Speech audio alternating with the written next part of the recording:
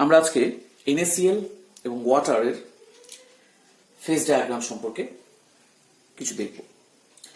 NaCl এবং ওয়াটারের phase ডায়াগ্রামটা actually ইনকনগ্রুয়েন্ট melting point এর example. আমার আগের ভিডিওগুলোতে ইনকনগ্রুয়েন্ট মেল্টিং পয়েন্ট সম্পর্কে কিছু ধারণা ছিল। যাদের ইনকনগ্রুয়েন্ট মেল্টিং পয়েন্ট সম্পর্কে ধারণা নেই বা অস্পষ্ট ধারণা, তারা ওই ভিডিওগুলোকে ফলো করো, তাহলে আশা করি তোমরা বুঝতে পারবে। তাহলে আমরা ডিরেক্ট টু এক্সাম্পলে চলে আসি। এখানে NaCl এবং ওয়াটার সিস্টেমের ক্ষেত্রে দুটো কম্পোনেন্ট আছে, একটা NaCl একটা H2, two component system actually. কিন্তু কোথাও একটা গিয়ে নতুন কম্পাউন্ড ফর্ম করে, সেই নতুন কম্পাউন্ডটা হচ্ছে NaCl 2H2, অর্থাৎ ডাইহাইড্রেট। NaCl এর ডাইহাইড্রেট। এই যে ডাইহাইড্রেটটাই যে মেল্টিং পয়েন্ট, সে ওই মেল্টিং পয়েন্ট পর্যন্ত স্টেবল হয় না, অর্থাৎ সে মেল্টিং পয়েন্টের আগেই কোথাও গিয়ে তার একটা চেঞ্জ চলে আসে, যে চেঞ্জটাকে বলা হয় পেরিটেকটিক চেঞ্জ। অর্থাৎ সে যদি প্রপার তার মেল্টিং পয়েন্ট হতো, তাহলে সে যে উষ্ণতায় মেল্ট করতো, মানে যে উষ্ণতায় সে তার লিকুইড ফর্মে মেল্ট করা শুরু করতো, সেই উষ্ণতায় পৌঁছানোর আগেই তার একটা পেরিটেকটিক চেঞ্জ হয়ে যায়। কি চেঞ্জ হয়? পেরিটেকটিক বা মেরিটেকটিক চেঞ্জ। NaCl 2H2O থেকে NaCl, এই ফর্মেশন, অর্থাৎ NaCl ডাইহাইড্রেটের থেকে NaCl অ্যানহাইড্রাস ফর্মে চলতে থাকে। এই চেঞ্জটাকে বলা হচ্ছে পেরিটেকটিক চেঞ্জ বা মেরিটেকটিক চেঞ্জ। তা আমরা আরো ভালো করে ডায়াগ্রামটা দেখি, তাহলে বুঝতে পারবো। আমরা টেম্পারেচার অ্যাক্সিস দিলাম আর NaCl সেটা পার্সেন্টেজ আকারে এইদিকে রাখলাম। এবার আমরা দেখি কেমন হচ্ছে ডায়াগ্রামটা। আমি আগে ডায়াগ্রামটা এঁকে নিই, তারপরে আমি ডিসকাস করছি।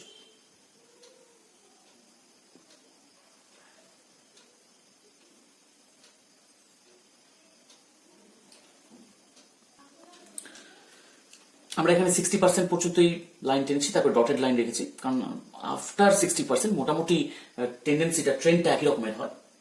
তা এই দিকের এই পয়েন্টটাকে আমি বলছি এ পয়েন্ট। এই পয়েন্টে টেম্পারেচারটা কত? 0 ডিগ্রি সেলসিয়াস। তা 0 ডিগ্রি সেলসিয়াস মানে কি?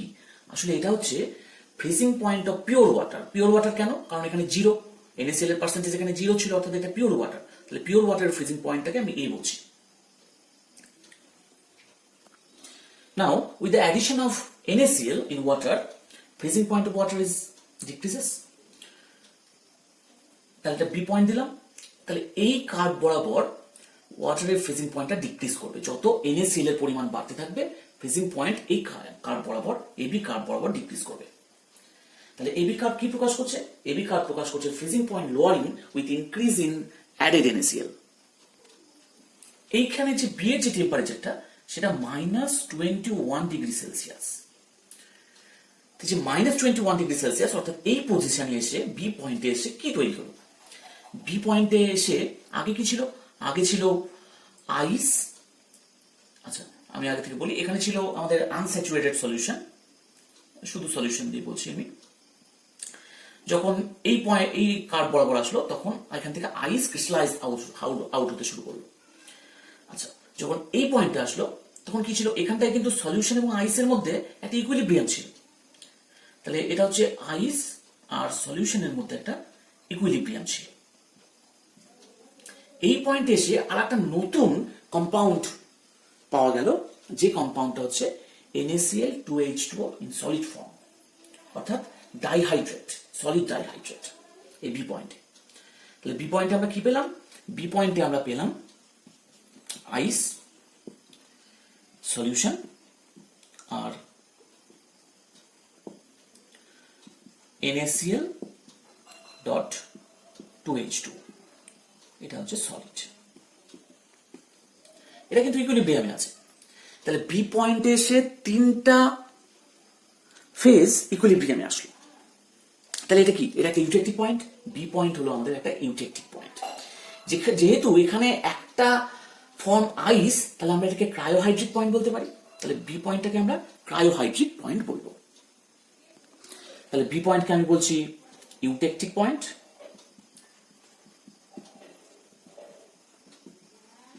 or ক্রায়োহাইড্রিক point. এই ক্রায়োহাইড্রিক পয়েন্টটাকে কিন্তু আমি আগেও ডিসকাস করেছি আমার প্রিভিয়াস ভিডিওগুলোতে। যেহেতু একটা ফেজ, যেহেতু এখানে আইস, তাই থেকে আমরা বলছি ক্রায়োহাইড্রিক পয়েন্ট। এখানে ডিগ্রি অফ ফ্রিডম কত হবে? ডিগ্রি অফ ফ্রিডম এখানটায়, যেহেতু কম্পোনেন্ট এখানে 2, C minus P plus 2 -1, atmospheric প্রেশারটা এখানে কনস্ট্যান্ট, তাই -1। কম্পোনেন্ট এখানে 2, ফেজ আছে এখানে 3টে, সো আইস সলিউশন এবং NaCl ডাইহাইড্রেট +2 -1। তাহলে এটা কত হবে? এটা 0 হবে। এটা হচ্ছে ইনভ্যারিয়ান্ট সিস্টেম, ইনভ্যারিয়ান্ট, অর্থাৎ কোনো ডিগ্রি অফ ফ্রিডম নেই এই পয়েন্টে। তাহলে আমি আবার বলে নিই, আমরা পড়ছিলাম NaCl ওয়াটার সিস্টেম, যেটা একটা ইনকনগ্রুয়েন্ট মেল্টিং পয়েন্টের ফেজ ডায়াগ্রাম। এখানে এ পয়েন্ট কি ছিল? এ পয়েন্টটা ছিল পিওর ওয়াটারের ফ্রিজিং পয়েন্ট। তাহলে freezing point of pure water, এবং এটা 0 ডিগ্রি সেলসিয়াস বোঝা যাচ্ছে। তাহলে এখানে ডিগ্রি অফ ফ্রিডম কত ছিল? এখানে ডিগ্রি অফ ফ্রিডম ছিল, এখানে কিন্তু সি মাইনাস পি প্লাস 2 -1, এখানে কম্পোনেন্ট কিন্তু একটাই ছিল, কারণ এখানটায় NaCl ছিল না, NaCl 0 ছিল। তাহলে ফেজ কটা? এখানে কি ইয়াটা ইকুইলিব্রিয়ামে আছে, এখানে আছে আইস এবং ওয়াটার, পিওর ওয়াটার আর আইসটা ইকুইলিব্রিয়ামে আছে। তাহলে এখানে ফেজ দুটো, +2 -1। এটাও 0 হবে, এটা হবে ইনভ্যারিয়ান্ট।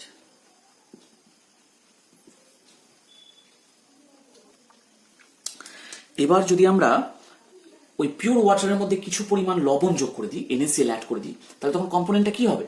তখন কম্পোনেন্টটা কিন্তু হয়ে যাবে 2, অর্থাৎ তখন ডিগ্রি অফ ফ্রিডম কি দাঁড়াবে? কম্পোনেন্ট 2, ফেজ কিন্তু দুটোই থাকছে, ফেজ 2 +2 -1। তখন এটা কিন্তু ইউনিভ্যারিয়ান্ট সিস্টেম হয়ে গেল, অর্থাৎ তখন তার ফ্রিজিং পয়েন্টটা ডিপ্রেস করবে যদি পার্সেন্টেজ চেঞ্জ হতে থাকে। তাহলে এখানে ডিগ্রি অফ ফ্রিডম কে হয় টেম্পারেচার অথবা সলিউশনের কম্পোজিশন, একটাই degree of freedom, temperature or composition of the solution. অর্থাৎ আমরা যদি কম্পোজিশনকে চেঞ্জ করতে থাকি, তাহলে তার অটোমেটিক ফ্রিজিং টেম্পারেচারটাও চেঞ্জ হয়ে যাবে, কারণ ডিগ্রি অফ ফ্রিডম একটাই। বা টেম্পারেচার চেঞ্জ করতে থাকি, তাহলে কম্পোজিশন, যে ফ্রিজিং মিক্সচারের যে ফ্রিজিং পয়েন্টের যে কম্পোজিশন, সেটা চেঞ্জ করতে থাকবে। অর্থাৎ আমরা যত এই দিক থেকে এইদিকে কম্পোজিশনটা বাড়াতে থাকবো, NaCl এর পরিমাণ বাড়াতে থাকবো, তত টেম্পারেচার, ফ্রিজিং টেম্পারেচারটা নিচে চলে আসবে। যদি আমি 0 থেকে এখানে নিয়ে আসি, অর্থাৎ NaCl এর পরিমাণ এখানে আসে, তাহলে এখানে ফ্রিজিং টেম্পারেচারটা মোটামুটি এরকম যাওয়া যাবে। যদি আমরা আরো NaCl যোগ করি, তাহলে ফ্রিজিং টেম্পারেচারটা আরো কমে এরকম জায়গায় যাবে। তাহলে আমরা একটা এক্সাম্পল দেখি, যে আমি একটা পাত্র নিলাম, পাত্রের মধ্যে প্রথমে বিশুদ্ধ জল রেখেছি, পিওর ওয়াটার। তাহলে পিওর ওয়াটারের ফ্রিজিং পয়েন্ট কিন্তু 0 ডিগ্রিতে ফ্রিজ করবে যদি বায়ুমণ্ডলীয় চাপ 1 atm হয়, অর্থাৎ এটা 1 atm চাপে ফ্রিজ করবে 0 ডিগ্রি সেলসিয়াস উষ্ণতা, যেহেতু পিওর ওয়াটার। এবার আমরা কি করলাম, এর মধ্যে আমরা অ্যাড করলাম 1 চামচ NaCl। এবার কিন্তু ফ্রিজিং পয়েন্টটা ডিপ্রেসড হয়ে গেল, কেন? ডিগ্রি অফ ফ্রিডম যেহেতু 1 হয়ে গেল, কারণ মিক্সচারে এখন তো 2 কম্পোনেন্ট সিস্টেম। তাহলে ডিগ্রি অফ ফ্রিডমটা 1, NaCl অ্যাড করার সাথে সাথে কম্পোজিশন চেঞ্জ করে যাবে, কম্পোজিশন অর্থাৎ তখন তার ফ্রিজিং টেম্পারেচারটাও চেঞ্জ করে যাবে। তখন 0 ডিগ্রি সেলসিয়াসে ও আর জমবে না। আমরা এটা নিচু ক্লাসেও জানি যে পিওর ওয়াটারের মধ্যে যদি NaCl বা কোনো অবদ্রব্য যোগ করে দিই আমরা, তাহলে তার ফ্রিজিং টেম্পারেচারটা কমে যায়, ফ্রিজিং পয়েন্টটা কমে যায়। NaCl অ্যাড করার সাথে সাথে ফ্রিজিং পয়েন্টটা কমে গেল। আমরা সেটাই ধরলাম যে এই পয়েন্টে আমরা অ্যাড করেছি NaClটাকে, তাহলে তার ফ্রিজিং টেম্পারেচার কত হবে? এরকম জায়গায় আসবে ফ্রিজিং টেম্পারেচার। এবার আমরা আরো 1 চামচ যোগ করলাম, তাহলে এবার এখানে আসলো। তাহলে আগে প্রথমে ছিল 0 ডিগ্রি সেলসিয়াস, কমে হলো আমি মনে করি -5 হলো, আরো কমে হলো মনে করো -10। আবার অ্যাড করলাম NaCl, তাহলে এবার এখানটায় এসছে। এবার টেম্পারেচারটা কমে হয়তো -15 ডিগ্রি সেলসিয়াস হলো, আবার অ্যাড করলাম। এইবার কম্পোজিশনটা এইখানে চলে এসছে, বি পয়েন্টে, এই বি পয়েন্টে চলে এসছে কম্পোজিশন। টেম্পারেচার কত হবে? -21 ডিগ্রি সেলসিয়াস। এবং -21 ডিগ্রি সেলসিয়াসে কি হবে? এই যে এতগুলো NaCl যোগ করলাম, টেম্পারেচার আসলো, ফ্রিজিং টেম্পারেচার আসলো -21 ডিগ্রি সেলসিয়াস। এবং এখানে এসে কি হবে? এখানে এসে কিন্তু নতুন কম্পাউন্ড ফর্ম করবে, অর্থাৎ এখানে একটা সলিউশন তো আছেই, অর্থাৎ ওয়াটার এবং NaCl তো আছেই, তার সাথে এটা আমরা পাবো NaCl dot 2H2O dihydrate solid ফর্মে এক্সিস্ট করা শুরু করবে বি পয়েন্টে। তার মানে এটা একটা ক্রায়োহাইড্রিক পয়েন্টে আমরা পৌঁছালাম। এই পয়েন্টটাকে আমরা বলবো ক্রায়োহাইড্রিক পয়েন্ট। ইউটেকটিক টেম্পারেচার বা ক্রায়োহাইড্রিক টেম্পারেচার হচ্ছে -21 ডিগ্রি সেলসিয়াস। এবার এটা কি দেখলাম, এটা ছিল ইনভ্যারিয়ান্ট সিস্টেম, তার ডিগ্রি অফ ফ্রিডম ছিল 0। তাহলে ইনভ্যারিয়ান্ট সিস্টেম হলে এই টেম্পারেচারটা কিন্তু এবার চেঞ্জ হবে না যতক্ষণ না পর্যন্ত NaCl ওয়াটার বা এই যে ডাইহাইড্রেট ফর্মেশনের কোনো একটা চলে যায়, ডিসঅ্যাপিয়ার করে যায়। অর্থাৎ এখানে তো আইস আছে, এখানে কি কি পাওয়া যাবে? এবার আইস তো আগে থেকেই হচ্ছিল, তার সাথে সলিড ডাইহাইড্রেট আর সলিউশন পাওয়া যাচ্ছিল।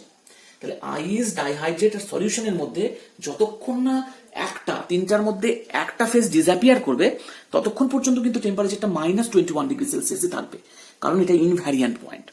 যখনই কোনো একটা ফেজ ডিসঅ্যাপিয়ার করে যাবে তখন তার ইউটেকটিক পয়েন্ট থাকলো না, কারণ ইনভ্যারিয়ান্ট সিস্টেম থাকলো না, ফেজ তখন আর তিনটে থাকলো না, তখন আমরা -21 ডিগ্রি সেলসিয়াস পাবো না, অর্থাৎ সেটাকে এবার ভ্যারি করা যাবে।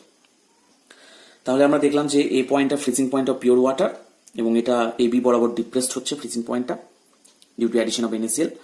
বি পয়েন্টটা ইউটেকটিক পয়েন্ট বা ক্রায়োহাইড্রিক পয়েন্ট। এখানে কে আছে? এখানে আছে ice, dihydrate in solid form এবং সলিউশন, এবং এটা ইনভ্যারিয়ান্ট সিস্টেম, ইনভ্যারিয়ান্ট পয়েন্ট। যতক্ষণ না তিনটা ফেজ এক্সিস্ট করবে এবং তিনটা ফেজের মধ্যে কোনো একটা ফেজ ডিসঅ্যাপিয়ার করবে ততক্ষণ এই পয়েন্টটাতে এই পয়েন্টটা থাকবে এবং তার টেম্পারেচারটা -21 ডিগ্রি সেলসিয়াস থাকবে। আচ্ছা, তাহলে ইউটেকটিক পয়েন্টের নিচে আসলে কি হবে? অর্থাৎ এই যে সলিউশনটা আসছিল এটার যদি নিচে আসি, অর্থাৎ -21 ডিগ্রি সেলসিয়াসের যদি নিচে আসি, তাই যদি আমরা নিচে আসি তাহলে কি হবে? কোনো একটা ফেজ এখানে ডিসঅ্যাপিয়ার করে যাবে, অর্থাৎ এখানে সলিউশন আর থাকবে না। এইখানে আমরা যেটা পাবো সেটা হচ্ছে শুধুমাত্র আইস এবং ডাইহাইড্রেট ইন সলিড ফর্ম। এখান থেকে সলিউশনটা আর আমরা পাবো না, তাহলে আইস পাবো আর ডাইহাইড্রেট ইন সলিড ফর্ম। এই পয়েন্টটাকে আমরা সি নাম দিলাম। এই পয়েন্টের টেম্পারেচারটা 0.15 ডিগ্রি সেলসিয়াস। আচ্ছা, তাহলে বিসি কার্ভ বরাবর কি হচ্ছে? বিসি কার্ভ বরাবর কিন্তু সলিউশন আর ডাইহাইড্রেট অর্থাৎ NaCl 2H2O সলিড এরা ইকুইলিব্রিয়ামে থাকছে। তাহলে বিসি কার্ভ বরাবর সলিউশন এবং ডাইহাইড্রেট, এখানে কিন্তু আর আইস থাকছে না, এরা ইকুইলিব্রিয়ামে আছে বিসি কার্ভ বরাবর। তাহলে বিসি কে আমরা কি বলতে পারি? বিসি কে আমরা বলতে পারি ডাইহাইড্রেট যে ফর্মটা হলো, নতুন কম্পাউন্ড যেটা তৈরি হলো, তার সলিবিলিটি কার্ভ হচ্ছে বিসি।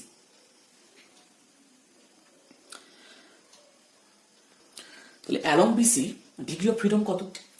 এখানে আমরা ডিগ্রি অফ ফ্রিডম বলতে পারি, আমি এখানে করছি বিসিতে। এখানে ডিগ্রি অফ ফ্রিডম হচ্ছে কম্পোনেন্ট এখানে দুটো, ফেজ দুটো, dihydrate in solid form and solution, +2 -1, অর্থাৎ এটা একটা ইউনিভ্যারিয়ান্ট সিস্টেম। তাহলে কম্পোজিশন চেঞ্জ করলে তার টেম্পারেচারটা ভ্যারি করতে থাকবে। তাহলে বিসি বরাবর এটা সলিবিলিটি কার্ভ হলো। এবার আমরা দেখবো যে সি পয়েন্টটা কি। সি পয়েন্টটা হচ্ছে এমন একটা পয়েন্ট যেখানে পেরিটেকটিক অর মেরিটেকটিক চেঞ্জ অকার্স। তাহলে এই পয়েন্টে এসে কি হচ্ছে?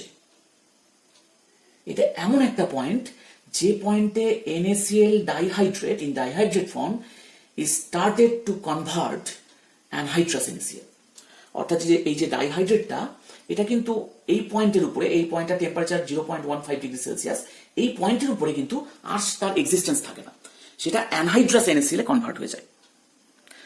তাহলে এই পয়েন্টে এসে ডাইহাইড্রেট এবং অ্যানহাইড্রাস NaCl এর মধ্যে একটা কনভার্সন চলতে থাকে। তাহলে এখানে কে কে ইকুইলিব্রিয়ামে আসলো? সলিউশন, সলিড ডাইহাইড্রেট আর অ্যানহাইড্রাস NaCl।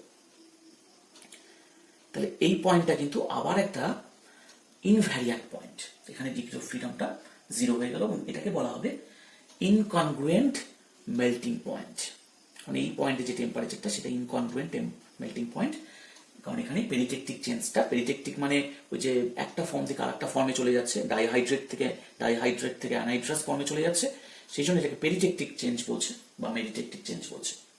এই পয়েন্টেই সেই কনভার্সনটা শুরু হয়। তাহলে NaCl 2H2O এটা সলিড ফর্মটা কিসে কনভার্ট হতে শুরু করে? সেটা NaCl অ্যানহাইড্রাস। অ্যানহাইড্রাস কেন বলছি? কারণ এর মধ্যে কোনো ওয়াটার মলিকিউলস নেই। তাহলে ডাইহাইড্রেটটা এবার অ্যানহাইড্রাস ফর্মে স্টার্ট হয় এইখানটা, এই পয়েন্টে। এবং সলিউশনের সাথেও ইকুইলিব্রিয়ামে থাকে। তাহলে এখানে তিনটা ফেজেস ইকুইলিব্রিয়ামে আছে, সলিউশন, ডাইহাইড্রেট আর অ্যানহাইড্রাস। তাহলে এটা ডিগ্রি অফ ফ্রিডম এগেইন 0 হবে, তাহলে এটা ইনভ্যারিয়েন্ট সিস্টেম হবে। এই পয়েন্টটা কি বলা হচ্ছে ইনকনগ্রুয়েন্ট মেল্টিং পয়েন্ট। এবার আমি একটু বলে নিই যে ইনকনগ্রুয়েন্ট মেল্টিং পয়েন্ট কেন। কারণ আমরা যেটা কনগ্রুয়েন্ট মেল্টিং পয়েন্ট সিস্টেমে দেখেছিলাম যে এটা যদি ডাইহাইড্রেট ফর্ম হতো, তার যদি এটা যদি পিওর ফর্মে হতো, তাহলে কি হতো, আমরা এই কাপটাকে জাস্ট এক্সটেন্ড করতে পারতাম। আমি শুধু আঁকাচ্ছি বোঝানোর জন্য, আবার পরে মুছে দেবো। ইয়ে করতাম, যদি এটাকে এক্সটেন্ড করতাম তাহলে এরকম একটা পয়েন্ট আসতো, এবং এই পয়েন্টের পরে কনগ্রুয়েন্ট মেল্টিং পয়েন্টের কার্ভটা দেখলে দেখা যাবে এরকম ভাবে নেমে যেত, তারপরে সেটা আবার এভাবে বাড়ত। এই যে এই পয়েন্টটা পর্যন্ত কিন্তু স্টেবল থাকা উচিত ছিল, অর্থাৎ এই পয়েন্ট পর্যন্তই ওই যে ডাইহাইড্রেট ফর্মটা স্টেবল হতো যদি সেটা কনগ্রুয়েন্ট মেল্টিং পয়েন্টের ডায়াগ্রাম হতো, যদি সেটা সাফিসিয়েন্ট স্টেবিলিটি হতো। কিন্তু কি হচ্ছে, এই পয়েন্টের অনেক আগেই, অর্থাৎ এই রকম পয়েন্টে এসে, এই টেম্পারেচারে এসেই ও কিন্তু একটা ট্রান্সফর্ম করে যাচ্ছে অন্য অ্যানহাইড্রাস ফর্মে। তাহলে এই পয়েন্টের নিচেই সে ট্রান্সফর্ম করে যাচ্ছে। তার মানে কি, ওই ডাইহাইড্রেট ফর্মটা তার নির্দিষ্ট যে মেল্টিং পয়েন্ট হওয়া উচিত ছিল সেই পর্যন্ত স্টেবল না, সে ওই স্টেবল হওয়ার আগেই একটা নির্দিষ্ট টেম্পারেচারে এসে ট্রান্সফর্ম করে যাচ্ছে অন্য একটা ফেজে, অন্য একটা ফর্ম, অ্যানহাইড্রাস ফর্ম। সেই জন্য এটাকে বলা হচ্ছে ইনকনগ্রুয়েন্ট মেল্টিং পয়েন্ট। যেহেতু এখানে এই ট্রান্সফর্মটা ঘটে, এই ট্রান্সফর্মটার নামই হচ্ছে পেরিটেকটিক বা মেরিটেকটিক চেঞ্জ, তাই এটাকে পেরিটেকটিক পয়েন্ট বা মেরিটেকটিক পয়েন্টও বলে। তাহলে আমরা এগুলোকে আবার মুছে দিই।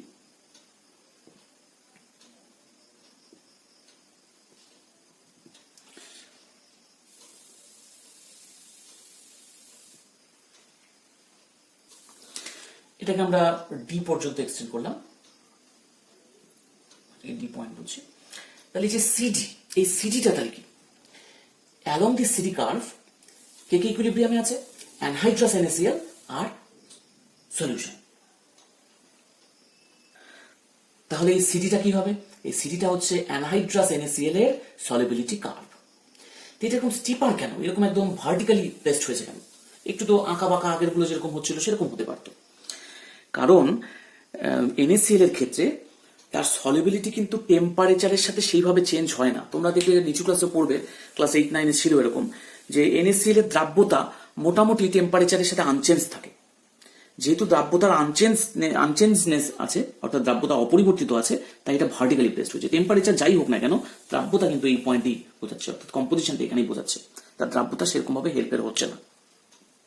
টেম্পারেচার কমালেও মোটামুটি এরকম দ্রাব্যতা, টেম্পারেচার বাড়ালেও এই দ্রাব্যতা অ্যালং সিডি, সেই জন্য ওটা ভার্টিক্যালি প্লেসড হয়েছে। এই সিডি লাইনটা ভার্টিক্যালি আছে।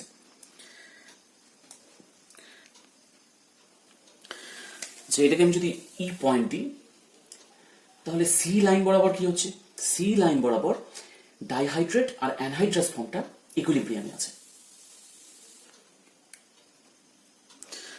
তার মানে এই যে সি লাইনের মধ্যে কোনো পয়েন্ট আসলে সেই পয়েন্টের কম্পোজিশন কিন্তু সি কে প্রকাশ করবে, অর্থাৎ এখানে যদি কোনো পয়েন্ট আসে তার কম্পোজিশন কিন্তু সি দ্বারা প্রকাশিত হবে। এই লাইনটাকে আমরা আরো এক্সটেন্ড করতে পারি, তাহলে আমরা এই লাইন পয়েন্টটাকে আমরা এক্সটেন্ড করতে পারতাম। সিমিলার হবে জন্য আমরা দেখাইনি। তাহলে আমরা যে এরিয়াগুলো পাচ্ছি, এই এরিয়াটার মধ্যে আমরা কি পাবো, এই এরিয়াটুকুর মধ্যে এখানে পাবো NaCl anhydrous in equilibrium with solution, এই এরিয়াটুকুর মধ্যে পাবো, এবং সিডি লাইন বরাবর তাই পাবো। তাই সিডি লাইনটাকে বলা হচ্ছে অ্যানহাইড্রাস NaCl এর সলিবিলিটি কার্ভ। এই এরিয়াটুকুর মধ্যে কি পাবো, আমরা পাবো সলিউশন আর ডাইহাইড্রেট ইন সলিড ফর্ম, এরা ইকুইলিব্রিয়ামে আছে। এই বিসি লাইন বরাবর তাই পাবো। তাই বিসি লাইনটাকে বলা হচ্ছে ডাইহাইড্রেটটার সলিবিলিটি কার্ভ। সি পয়েন্টটা ইনকনগ্রুয়েন্ট মেল্টিং পয়েন্ট, এখানে তিনটা ফেজ কি পাবো, সলিউশন, NaCl অ্যানহাইড্রাস আর ডাইহাইড্রেট ইন সলিড ফর্ম। এটা একটা ইনভ্যারিয়েন্ট পয়েন্ট, এটাকে আমরা পেরিটেকটিক পয়েন্ট বা মেরিটেকটিক পয়েন্ট বা ইনকনগ্রুয়েন্ট ইউটেকটিক পয়েন্ট বা ক্রায়োহাইড্রিক পয়েন্ট বলতে পারি।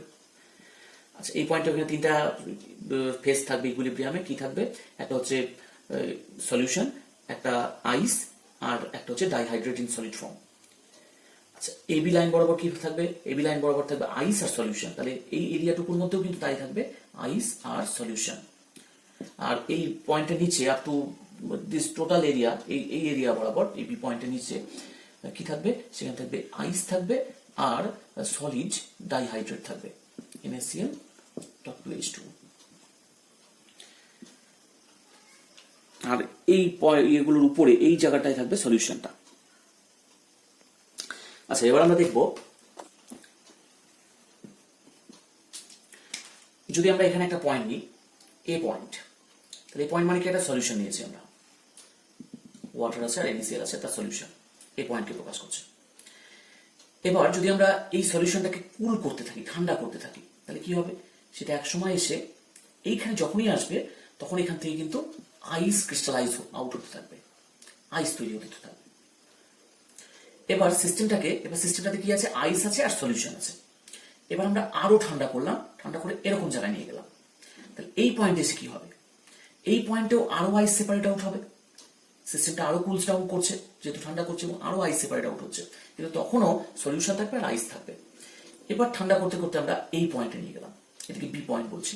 তাহলে বি পয়েন্টে কি থাকবে, বি পয়েন্টে কিন্তু একটা নতুন সলিড তৈরি হবে, সেটা হচ্ছে ডাইহাইড্রেট, অর্থাৎ NaCl.2H2। এই দুটো, এই যে আইস এবং এই সলিডটা ডাইহাইড্রেটটা, এই দুজনে এবার সেপারেট আউট হতে থাকবে। তাহলে সলিউশন আছে, আইস আছে আর ডাইহাইড্রেট আছে এই পয়েন্টে। এই সলিউশনের কম্পোজিশনটা কাকে বোঝাবে, কোন পয়েন্টকে, এই বি পয়েন্টের যে পয়েন্ট, অর্থাৎ বি পয়েন্টের যে কম্পোজিশনটা সেটাই ওই সলিউশনটার কম্পোজিশন হবে। তাই এটাকে আমরা ইউটেকটিক কম্পোজিশন তখন বলতে পারি।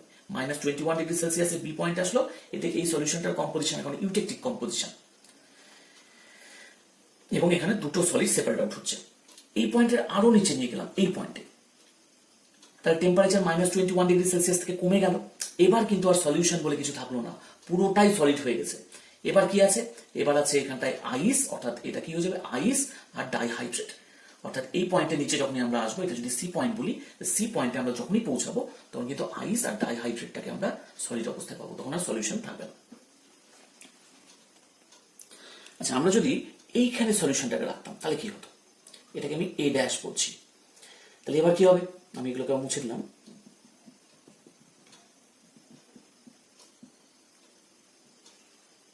তাহলে এ ড্যাশ পয়েন্টে একটা সলিউশন আছে। এবার আমরা এটাকে কুলস ডাউন করছি, ঠান্ডা করছি।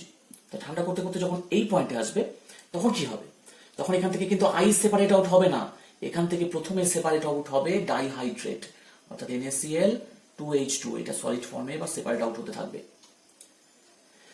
তাহলে এই পয়েন্টটাকে আমরা বলছি B dash point. B dash পয়েন্টে এসে সলিড ডাইহাইড্রেটটা সেপারেট আউট হতে থাকবে। আরো যদি কুলস ডাউন করি, এই পয়েন্টটা আসলো, এই পয়েন্টটাকে আমি সি ড্যাশ বলছি। সি ড্যাশ পয়েন্টে কি হবে, মোর ডাইহাইড্রেট সেপারেটস আউট হবে, আরো ডাইহাইড্রেট সেপারেট আউট হতে থাকবে, আরো ঠান্ডা হলো।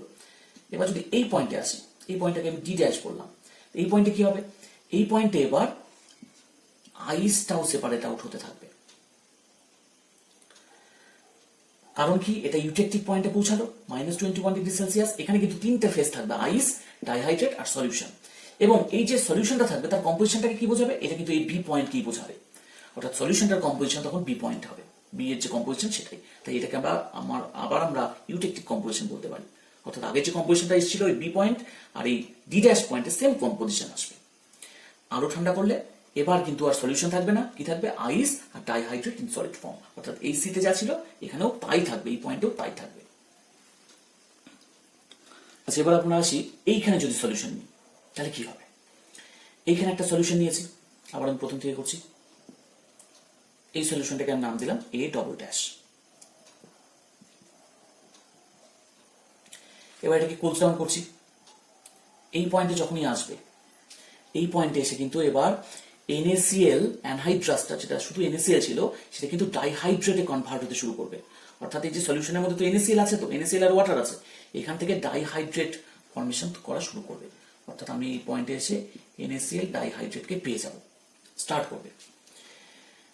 এবং এই সলিউশনটার কম্পোজিশন কিন্তু সি পয়েন্টকে বোঝাবে, অর্থাৎ সি পয়েন্টে যে কম্পোজিশন আছে সেই পয়েন্টের কম্পোজিশনটাই হচ্ছে সলিউশনটার এখন কম্পোজিশন। আমরা মানে ধীরে ধীরে যদি ঠান্ডা করতে থাকি, যতক্ষণ না পর্যন্ত টোটাল NaCl ডাইহাইড্রেট হিসাবে কনভার্ট হয়ে যাবে, যতক্ষণ না পর্যন্ত এটা হবে ততক্ষণ পর্যন্ত কিন্তু টেম্পারেচার ফিক্স থাকবে, এবং এটা হবে 0.15 ডিগ্রি সেলসিয়াস। যখন সমস্ত NaCl ডাইহাইড্রেট হিসাবে কনভার্ট হয়ে গেল, এবার সলিউশনটা কুলস ডাউন করে যাবে। মানে ঠান্ডা করা শুরু করলে কিন্তু একেবারে ঠান্ডা হয়ে যাবে কিন্তু তার মধ্যে NaCl থেকে যাবে তা হবে না, কিন্তু ও আগে স্লোলি কনভার্টেড, NaClটা স্লোলি কনভার্ট করতে শুরু করবে ডাইহাইড্রেটে, এবং যতক্ষণ এই কনভার্সন কমপ্লিট না হবে ততক্ষণ কিন্তু এই পয়েন্টেই থাকবে, অর্থাৎ এই টেম্পারেচারেও থাকবে, এই 0.15 ডিগ্রি সেলসিয়াস মেনটেন করবে।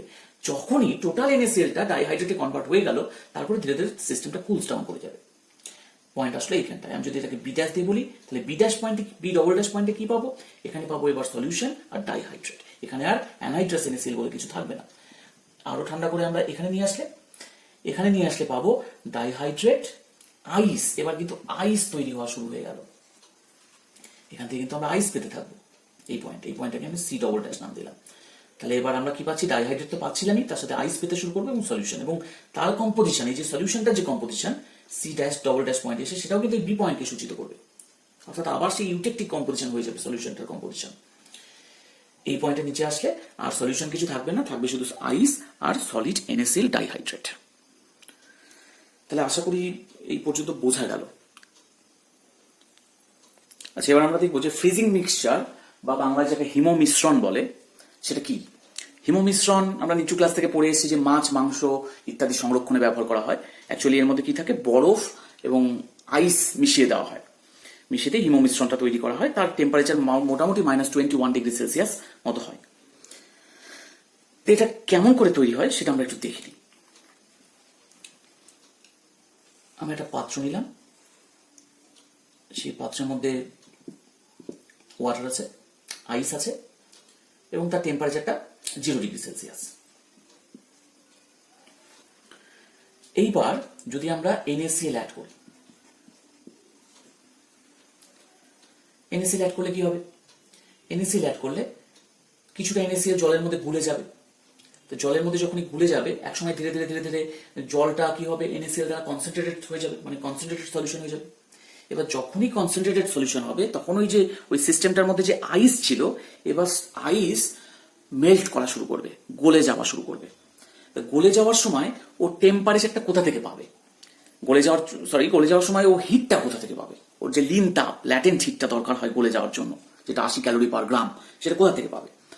সেটাও কিন্তু সলিউশন থেকে নিবে। সলিউশন থেকে ও হিটটা নিবে, ল্যাটেন্ট হিটটা নিয়ে গলতে শুরু করবে।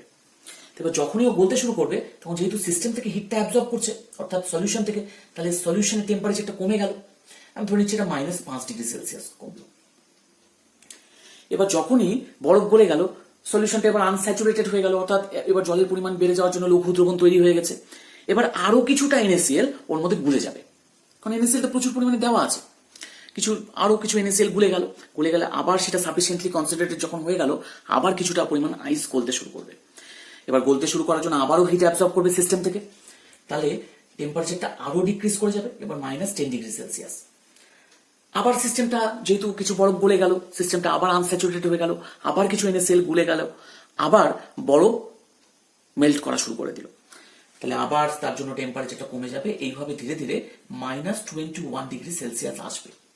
তাহলে -21°C কি কি থাকবে? একে তো আইস থাকবে, ওয়াটার থাকবে, সলিউশন থাকবে,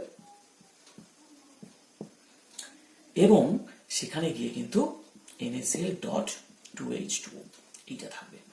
এবার এই সিস্টেমটা কিন্তু ইনভ্যারিয়ান্ট হয়ে গেল, অর্থাৎ যতক্ষণ এই তিনটা ফেজ থাকবে ততক্ষণ কিন্তু সিস্টেমটা -20°C উষ্ণতাতেই থাকবে। যদি সমস্ত আইস গলে যায় বা যদি সমস্ত NaCl গুলে যায় সলিউশনের মধ্যে, তখন আর কিন্তু ইনভ্যারিয়ান্ট থাকলো না, তখন আর -21°C থাকবে না। তাই বলা হয় হিম মিশ্রণ আসলে NaCl মানে NaCl এর দ্রবণ আর আইস তার মধ্যে থাকতে হবে, অর্থাৎ লবণ থাকবে, জল থাকবে, আইস থাকবে। তার মানে এই তিনটা জিনিসকে একসাথে সাইমালটেনিয়াসলি এক্সিস্ট করতে হবে, তাছাড়া হিম মিশ্রণ হবে না, ওই টেম্পারেচারটা তাহলে কনস্ট্যান্ট থাকবে না। যদি আইস সম্পূর্ণ গলে যায় বা NaCl সম্পূর্ণ গলে যায় দ্রবণের মধ্যে, তাহলে আর টেম্পারেচারটা মেনটেন হবে না। তাহলে আমাদেরকে শুধু খেয়াল রাখতে হবে যে যেন সমস্ত আইস গলে না যায় বা সমস্ত NaCl যেন জলে গুলে না যায়, কারণ তাছাড়া তো ডাইহাইড্রেট সলিড ফর্মে আর থাকবেই না, সমস্ত যদি গুলে যায়। তাহলে এই টেম্পারেচারটা মেনটেন হবে আমাদের বায়ুমণ্ডলীয় চাপে। এটা খুব ইজি প্রিপারেশন, যেহেতু এটা খুব ইজিলি প্রিপেয়ার করা যায় এবং সিস্টেমটার টেম্পারেচারটা দীর্ঘক্ষণ সময় ধরে -21°C বজায় থাকে, তাই এটার একটা ওয়াইড অ্যাপ্লিকেশন আছে প্রিজার্ভেশনে, মাছ, মাংস ইত্যাদি সংরক্ষণে, দূর থেকে দূর দূরান্তে পাঠাতে আমরা এই হিম মিশ্রণকে ব্যবহার করে থাকি। শুধু যে NaCl দিয়ে হিম মিশ্রণ তৈরি করা যাবে এমন না, অনেক কিছু সল্ট কিন্তু এরকম হিম মিশ্র হিসেবে কাজ করতে পারে, যেমন অ্যামোনিয়াম ক্লোরাইড আইস মিক্সচারটাও কিন্তু হিম মিশ্রণ হিসেবে কাজ করতে পারে। মানে সলিউশন লাগবে, আইস লাগবে, আর অ্যামোনিয়াম ক্লোরাইড লাগবে। সেক্ষেত্রে 15 ডিগ্রি সেলসিয়াস হয়। অ্যামোনিয়াম নাইট্রেট দিয়ে করা যাবে, সেটাতে -17 ডিগ্রি সেলসিয়াস হবে। সোডিয়াম নাইট্রেট দিয়ে করা যাবে -18 ডিগ্রি সেলসিয়াস হবে। এবং ক্যালসিয়াম ক্লোরাইড দিয়ে করা যেতে পারে, সেটাতে -55 ডিগ্রি সেলসিয়াস হবে। আর alcohol solid carbon die oxide দিয়ে করা যেতে পারে, সেটাতে -72 ডিগ্রি সেলসিয়াস হবে। তাহলে এরকম সবকিছুই কিন্তু হিমো মিশ্রণ হতে পারে, তবে আমাদের NaCl যেহেতু ইজিলি অ্যাভেলেবেল এবং সেটাতে যথেষ্ট ঠান্ডা তৈরি করা যায়, সেই জন্য আমরা এটাকে ওয়াইডলি ব্যবহার করি। এটা হচ্ছে আমাদের ফ্রিজিং মিক্সচার, এবং এর পেছনে একটা ফেজ ডায়াগ্রামের ব্যাপার। এটা একটা ক্রায়োহাইড্রিক পয়েন্ট আসলে। ঠিক আছে, তোমরা তোমাদের রেফারেন্স বইগুলো দেখো, তাহলে আরো ভালো বুঝতে পারবে। প্রায় সমস্ত বই আছে, পিসি রক্ষিতের বইও আছে। আজকে এই পর্যন্তই, থ্যাংক ইউ।